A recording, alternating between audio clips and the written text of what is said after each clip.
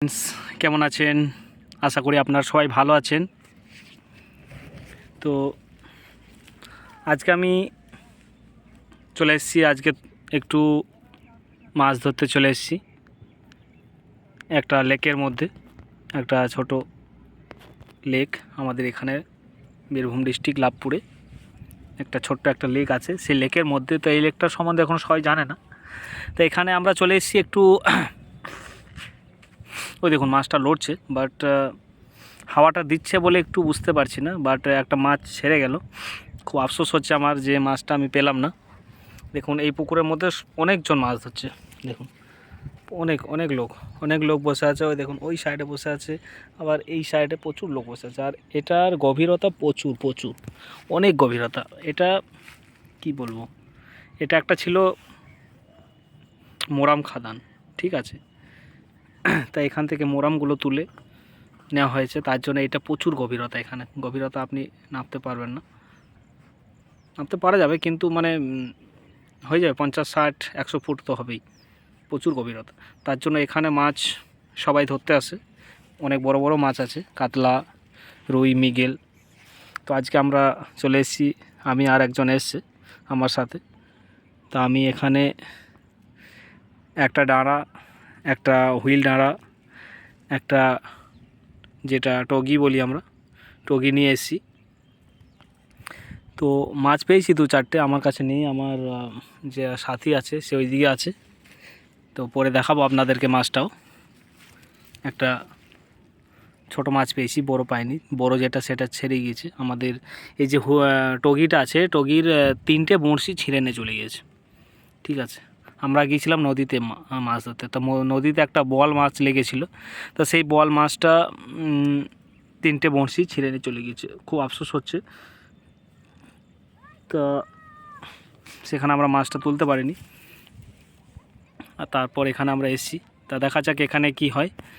একটু যদি একটা স্রোত তো কমে যায়, জলের যে বাতাস হাওয়া দেওয়ার পর যে ঢেউটা আছে স্রোত, সেই স্রোতটা যদি একটু কমে যায় না, তাহলে আমরা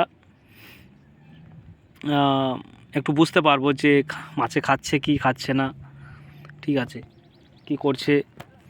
একটু পরপর আমি তুলে দেখছি যে চারাগুলো খেয়ে নিচ্ছে, ময়দাগুলো খেয়ে নিচ্ছে, তার মানে মাছ খাচ্ছে, কিন্তু আমি বুঝতে পারছি না। তো খুব আফসোস।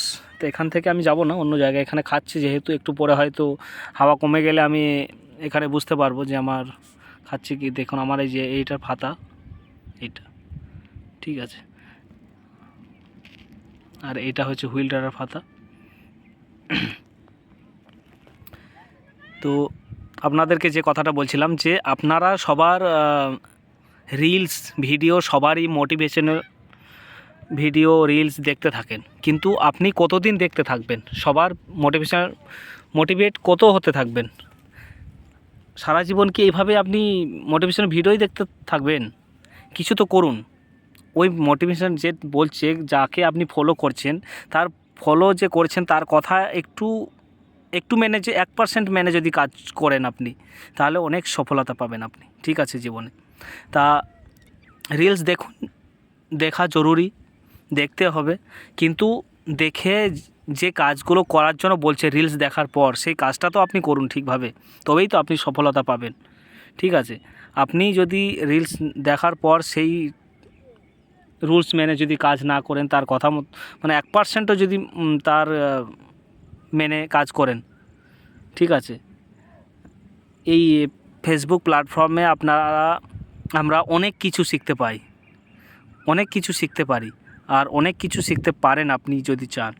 তো আমাদেরকে অনেক কিছু শিখতে হবে, এই ফেসবুক প্ল্যাটফর্ম থেকে অনেক কিছু শিখতে হবে, নাকি এখান থেকে আমরা শুধু রিলস দেখে বাস টাইম পাস করে চলে যাবো। শুধু ডেটা খতম করলে, আমাদের একটা টাস্ক থাকে না, সবার জীবনের একটা লাইফে একটা টাস্ক থাকে। তা আপনার যে 1.5 GB ডেটা, 2 GB ডেটা, তো সবার এখন দেখছি সবার অ্যান্ড্রয়েড সেট যার আছে, সবার একটা টাস্ক আছে যে আমাকে সারাদিনের মধ্যে রাত 10টার মধ্যে, 9টার মধ্যে আমাকে 1.5 GB ডেটা কতক্ষণে শেষ হবে।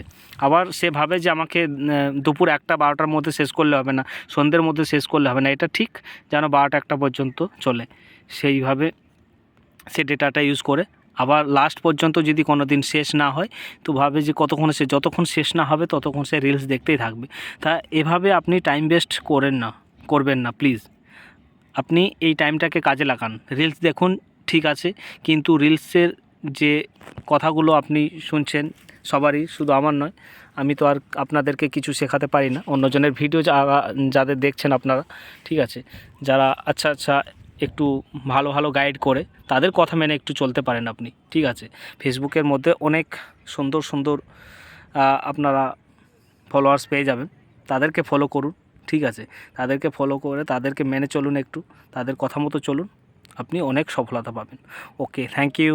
আমরা এখানেই এই ভিডিওটা শেষ করছি। দেখা যাক, আপনারা একটু দোয়া করবেন যেন আমি একটা মাছ পেয়ে যাই এখানে, ঠিক আছে, একটা বড় সড়ো 2-4 কিলো ওজনের।